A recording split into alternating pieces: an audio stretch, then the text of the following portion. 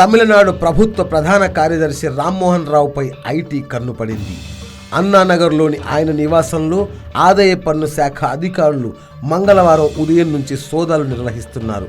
100 కోట్ల నగదును ఆయన బంగారంగా మార్చినట్లు ఆరోపణలు రావడంతో ఐటీ శాఖ సోదాలు చేస్తోంది. రామ్మోహన్ రావు ఇల్లు, కార్యాలయం సహా మొత్తం 7 చోట్ల తనిఖీలు జరుగుతున్నాయి. ఈ సోదాల్లో చెన్నై, హైదరాబాద్కు చెందిన ఐటీ అధికారులు పాల్గొన్నారు. తీతిదే బోర్డు మాజీ సభ్యుడు గుత్తేదార్ శేఖర్ రెడ్డి నివాసాలు, కార్యాలయాల్లో ఇటీవల ఆదాయ పన్ను శాఖ అధికారులు సోదాలు నిర్వహించిన సంగతి తెలిసిందే. ఈ సోదాల్లో 100 కోట్ల నగదు, కిలోల కొద్దీ బంగారం, ఆస్తుల పత్రాల్ని స్వాధీనం చేసుకున్నారు. అయితే స్వాధీనం చేసుకున్న కొన్ని పత్రాల్లో సిఎస్ రామ్మోహన్ రావు పేరు ఉండటాన్ని అధికారులు గుర్తించారు. శేఖర్ రెడ్డి అక్రమాల్లో ఆయనకు ఏదైనా సంబంధం ఉందా అన్న కోణంలో విచారణ చేపట్టారు. ఈ క్రమంలోనే రామ్మోహన్ రావు ఇంట్లో సోదాలు చేస్తున్నారు. దీంతో తమిళనాడు ప్రభుత్వ ప్రధాన కార్యదర్శి రామ్మోహన్ రావు మెడకు ఉచ్చు బిగుసుకున్నట్లుంది.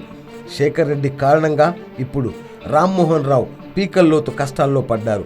రామ్మోహన్ రావుకు సంబంధించిన ఆస్తులు ఆంధ్రప్రదేశ్లోని చిత్తూరు జిల్లాలో ఉన్నాయని అధికారులు గుర్తించారు. బుధవారం చిత్తూరు జిల్లాలోని పలు ప్రాంతాల్లో ఐటీ అధికారులు సోదాలు ముమ్మరం చేశారు.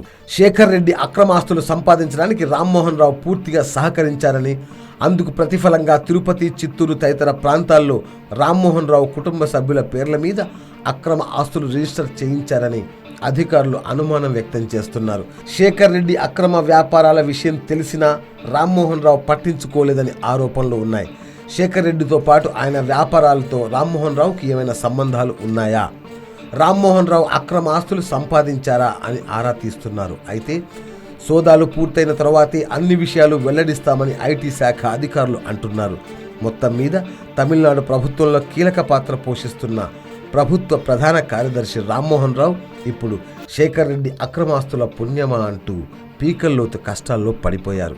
మరోవైపు తమిళనాడు రాష్ట్ర ప్రభుత్వ కార్యదర్శి రామ్మోహన్ రావు ఇంటిపై ఆదాయ పన్ను శాఖ అధికారులు దాడి చేయడం రాష్ట్రానికే అవమానమని డిఎంకే పార్టీ ట్రెజరర్ ఎంకే స్టాలిన్ అన్నారు.